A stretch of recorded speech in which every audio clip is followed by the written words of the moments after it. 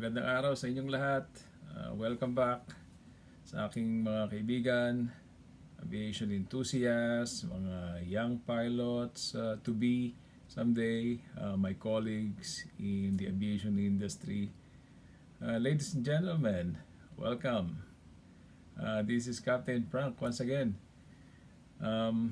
First of all, I'd like to thank you for following this channel, for all those motivational messages that I receive. And that's really giving me that energy to continue on going and doing this for our young ones. So last time I promised you I'll tell you how I got motivated to work abroad. So if we have time, I'll tell you that funny story later on. But on this presentation, of course, I'm reaching out to our young future pilots, hindi ba? So, first off, yung gusto kong malaman nila, yung bago pa sila pumunta sa flying school, na magtatanong sila kung paano ba maging piloto. So the question is how to become a pilot in the Philippines. So what do we need to do? When I was younger, wala akong mapagtanungan eh. Unfortunately, I do have a special person that I idolize, but yun nga, I was kind of shy to ask him. So, and there was no internet, social media that I can research from. So, I don't have enough information. But for you guys, there's so much available online, and people from aviation that you can easily reach up to right now. It's very easy, hindi ba? So right now, I'm telling you, what do you want to do? Di ba? Ikaw ba yung bata na when you hear the sound of an airplane, you run outside the house and look at the sky, stare at it until it's gone? Or ang klase bang the kind of theme park for you is an airport? Yung gano'n, because you love to look at airplanes, taking off and landing. Ikaw ba yon? Ikaw ba yung nagpupunta sa National Bookstore and you go to the transport section and look at airplane books? Because I was kind of like that when I was a kid. So basically, I'm so passionate with flying. I'm so passionate about aviation. I'm so passionate about everything in this industry. So it is not just glamour and money for me. When I was in the flying school, I really enjoyed the whole program. Walang naaksayang oras. Talagang when I go to the on board the trainer plane, I really enjoy the session. And I try my best to absorb all the good things that I can learn, because I know someday I will be able to use that, more productively when I move to maybe a bigger airplane or to a bigger company. So I'm telling you, as early as now, you have to ask yourself, what do you want? What is your ultimate goal? Is your ultimate goal to work for an airline? Because it is also possible that being a pilot, to be a pilot, you can be a noble one, like an Air Force pilot who serves the country. Di ba? If that is your ultimate goal, that is also possible. You will join the military and fly for the Air Force, or fly for any branch of the military with the aviation wing. Or after the flying school, you work as a corporate pilot. Or you can also continue working as a flight instructor in that same flying school, same institution that who taught you to fly, hindi ba? So these are all the available avenues for you to fulfill your dream of life. Our dream of flying. It doesn't matter the size of the airplane. What matters for us is we are flying, di ba? So that is passion. So as early as now, you try to ask yourself, what is my dream? What is my goal? Oh, I want to be an airline captain. Oh, I want to be a corporate pilot or an Air Force pilot. Or I want to teach. I'll stay in teaching and be a flight instructor. So these are all good things. Yeah, these are all good things, and this will all achieve your dreams. But of course, what I'm telling you right now, assess yourself. What do you really want to do? So that walang maaksayang panahon. Because when you finish the training, and then the things are not very clear to you, it might take time, ano? Baka mag-stall ka dyan. And you will lose direction because in the first place, your objective is not in focus. So, maaga pa lang, right now, you ask yourself what you want. Okay?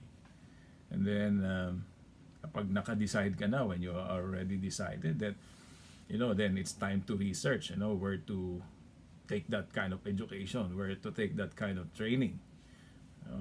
So now it's another set of research of where to take that program.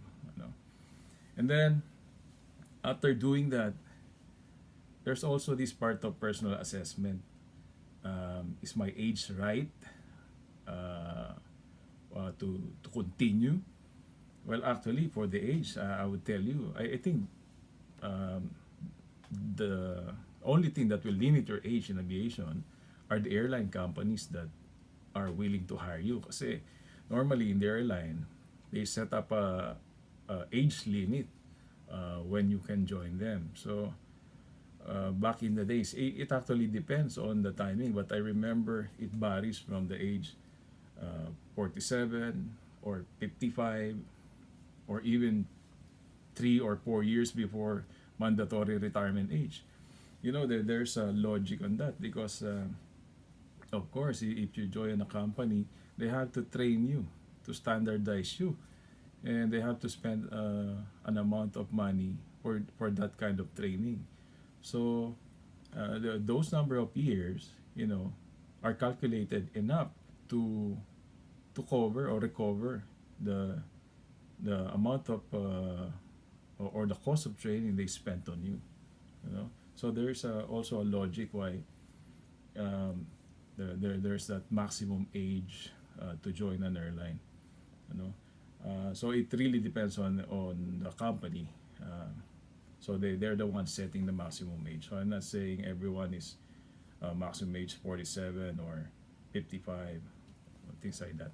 So you have to check on that specific airline that you're aiming at. So age is not a problem. And also as an example, I've flown with a French guy. His name is Eric, back in Emirates long time ago. And you know how old he was when he started flying? He was 41 years old. Imagine that. So he probably finished his studies, work a different kind of job, tried to save a little bit for his flight training, and then eventually he found a job on a charter company somewhere in Europe, worked for a low-cost airline, and then worked with an airline in Asia, and then moved to Emirates in Dubai. So, that's all within a span of 10 years. He told me his story. So, it can be done. So, you guys, it doesn't matter whether you are working right now of a different job, but you still have that love and passion for flying, and you're still dreaming to fulfill this passion. It is possible. It is possible. It really depends on you whether you will still push it. But I'm just saying that it is doable and it is possible because others have done it. There is no question on that. Not to mention that I know a lot of people. Of course, financially in the beginning, they cannot afford, or their parents cannot afford to send them to a flying school. So what they did, they finished their bachelor's degree, and they applied for work. Let's just set examples. There's a lot of cabin crew, boys and girls, who are now pilots. I know guys who are 777 captains, and they used to work as cabin crew. because they want to be pilot. They want to stay within the same industry of that dream they have, ever since.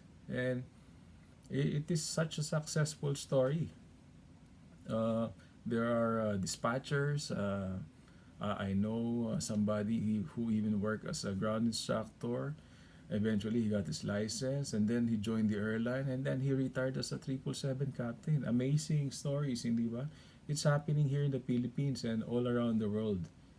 Um, so if you're one of those who are thinking right now, oh, I'm not financially capable, um, the only thing that is stopping you is that negative thought. So maybe you really don't like to pursue that dream kasi it is stopping you eh. The question is, why are the other people who dream of the same was able to do it? Why can't you? That is the question.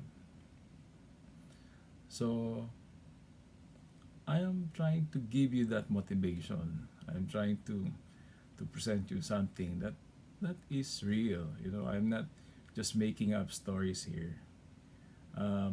But I know these people that I am telling you. You know, these are all success stories, and it's really amazing. My hands are up for them, and they really did a very good job of achieving the dream of flight. So I'm saying that it is doable and you can do it. Um, Otherwise, there's another way. You know, a lot of friends, a lot of colleagues in the airline, they went through the channel of joining the military. They served the country as Air Force pilots. So that's another way as well of fulfilling your dream. And it is a noble one as well because you're going to serve our country, hindi ba? You will be one of our guardians. So, my salute to all my friends and colleagues who serve the Philippine military. Saludo ako sa inyo. And the path that you took.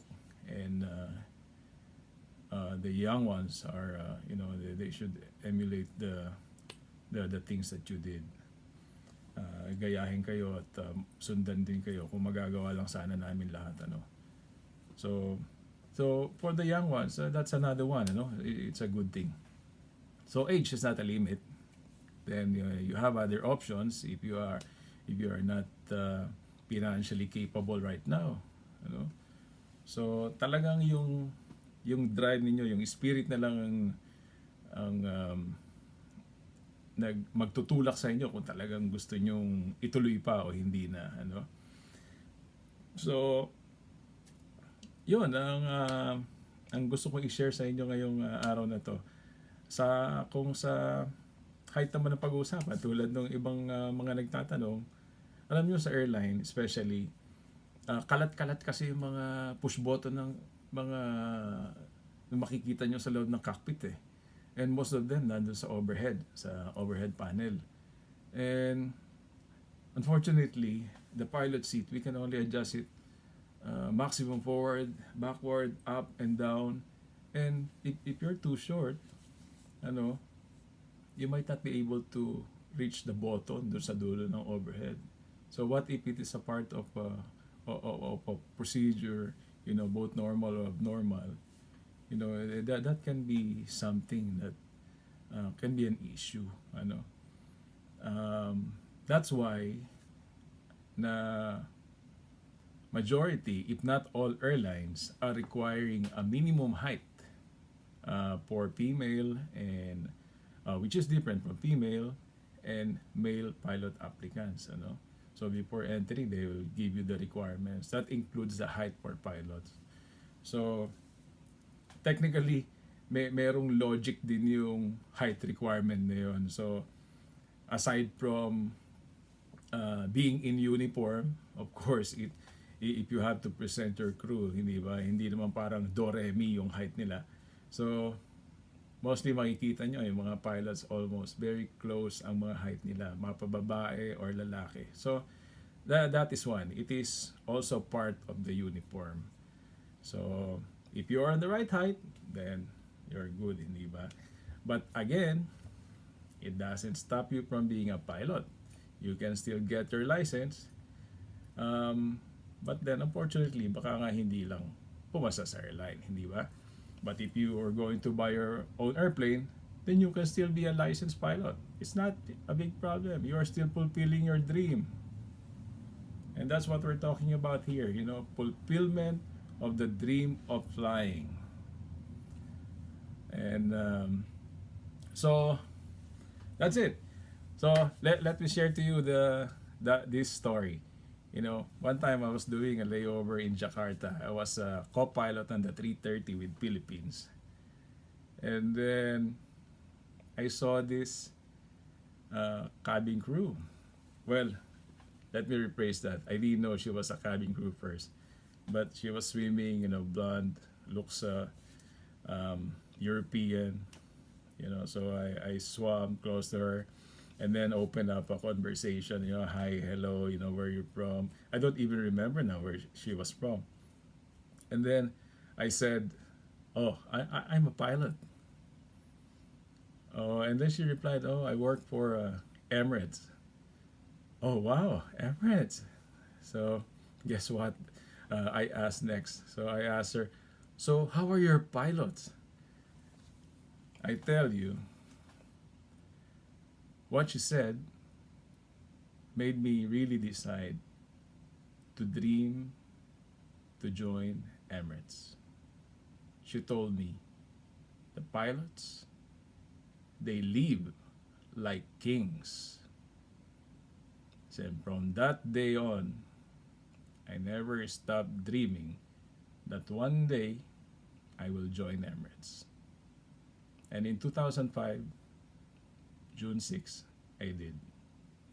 Thank you, ladies and gentlemen, for listening. And we will talk next time, discuss more a lot about aviation, especially information that will be useful for our young aviation enthusiasts. Thank you very much. Goodbye.